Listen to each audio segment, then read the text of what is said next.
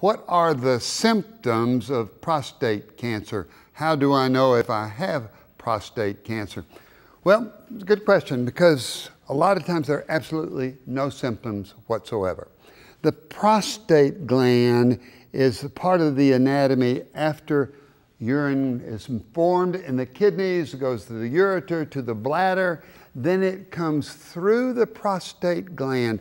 So anything that enlarges the prostate gland can cut down on urinary flow. That could be a symptom. It could be that you have some urgency. If the prostate cancer has gone too far, you may have some bone pain. But in general, I think we ought to look at prostate cancer as it may not cause any symptoms at all. So how are we going to know if we have the diagnosis? There is a blood test.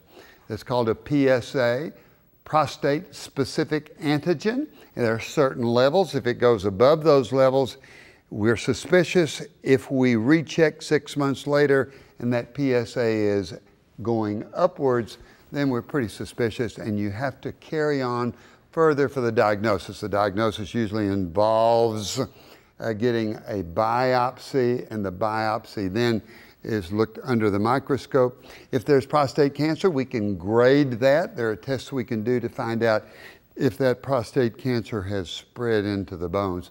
And then the treatment comes on. The treatment is excellent. It can be because prostate is a very slow growing cancer. A lot of times, probably the best treatment would be skillful watching, where you don't do anything but every 4 to 6 months maybe check that PSA or the digital rectal exam to see if that cancer appears to be growing. Sometimes that would make me nervous to be watching and knowing that prostate cancer was there. But after the age of 70, it frequently is a slow growing, and you have to look at what other medical problems you have and what your chances are of living 5 years. That's a discussion you have to have with your doctor. Then there's radiation.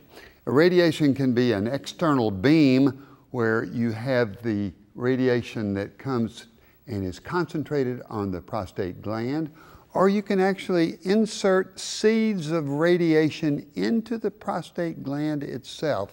That's excellent treatment. Most people will choose surgery. And now there's different kinds of surgery. It used to be just we did regular surgery. Now we're doing robotic surgery. The robotic surgery is supposed to cut down on bleeding and cut down on problems that we have after surgery with maybe impotency or incontinence. So you have to talk over these things with your doctor.